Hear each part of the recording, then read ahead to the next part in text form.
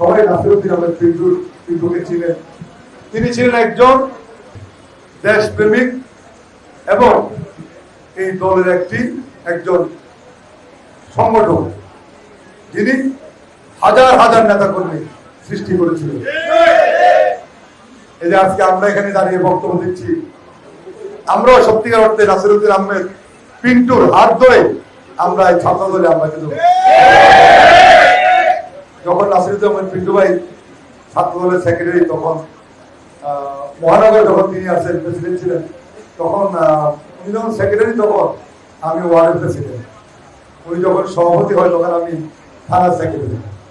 এভাবে পর্যায়ক্রমিকভাবে নাসিরউদ্দিন আহমেদ পিন্টুর হাত ধরে এই দলে আমাদের কাজ শুরু করা, সংগঠনকে সুসংগঠিত কাজ শুরু করা এবং মৃত্যুর আগ পর্যন্ত এই নাসিরউদ্দিন আহমেদ পিন্টুর সাথে থেকে ওনার পরামর্শে এই দলকে সুসংগঠিত করার জন্য এই ফ্যাসিবাদ নেত্রী শেখ হাসিনার হাত থেকে এই দেশকে, দেশের মানুষকে, এই দলের কর্মীদেরকে রক্ষা করার জন্য নাসিরউদ্দিন আহমেদ পিন্টুর উৎসাহ অনুপ্রেরণায়, বুদ্ধি পরামর্শে আমরা এই দলকে সুসংগঠিত করেছি। আজকে পিন্টু ভাই আমাদের মাঝে নেই, কিন্তু পিন্টু ভাইয়ের যে স্মৃতি,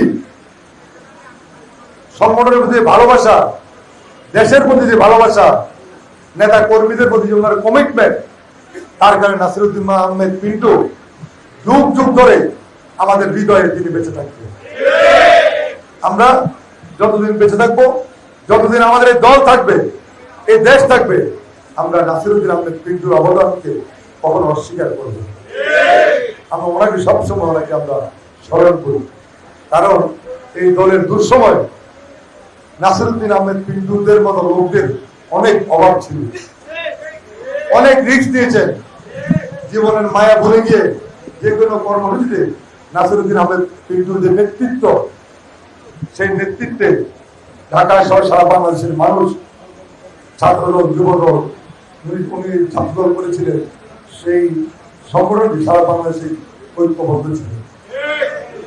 আজকে আমরা আমাদের প্রিয় ভাইয়ের জন্য আমরা দোয়া করব, ওনার রুহের মাগফিরাত কামনা করব। আল্লাহ পাক যেন ওনাকে জীবনের সকল গুনাহগুলো ক্ষমা করে দেন, সেই জন্য আমরা দোয়া করি। এবং নাসিরউদ্দিন আহমেদ পিন্টু মিথ্যে মামলায়, একটি মিথ্যে মামলা দিয়ে তাকে যে মাসে বছরের পর বছর কারাগারে আটকে রেখেছিল, তাকে কারাগারে হত্যা করা হয়েছিল, নাসিরউদ্দিন আহমেদ পিন্টুকে হত্যা করা হয়েছিল। এই ফ্যাসিবাদের দোষরা তাকে খুন করেছে। আমরা এই নাসিরউদ্দিন আহমেদ পিন্টুর যে মৃত্যুর রহস্য উদ্ঘাটন করার জন্য আমরা ইনশাল্লাহ আমাদের দল যখন ক্ষমতা আসবে, আমরা আমাদের দলের নেতৃবৃন্দের মাধ্যমে আমরা এই হত্যা মামলাকে আবার পুনঃ তদন্ত করে যারা সত্যিকারের দোষী তাদেরকে আইনের আওতায় আনার জন্য আমরা কাজ করব। কারণ তখনই নাসিরউদ্দিন আহমেদ পিন্টুর আত্মা শান্তি পাবে যখন তার সত্যিকারের খুনিরা আইনের আওতায় এসে শাস্তি ভোগ করবে। তাকে মিথ্যে মামলা দেওয়া হয়েছিল এবং যারা যারা তাকে এই মামলায় ফাঁসিয়েছিল তাদেরকে বিচারের আওতায় আনতে হবে।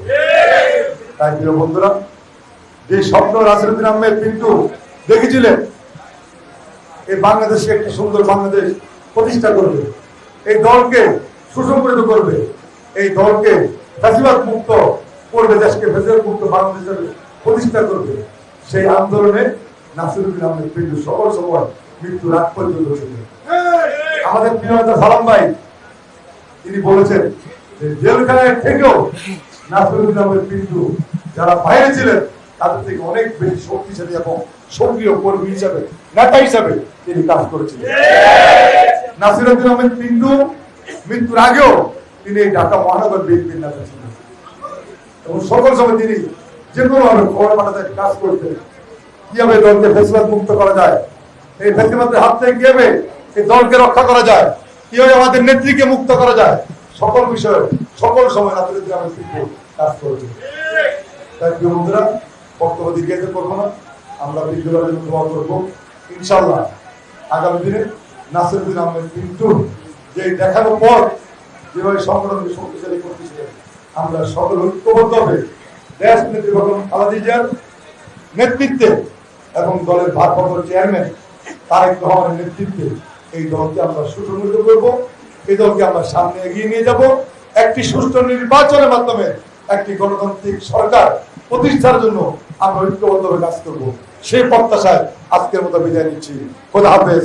বাংলাদেশ জিন্দাবাদ।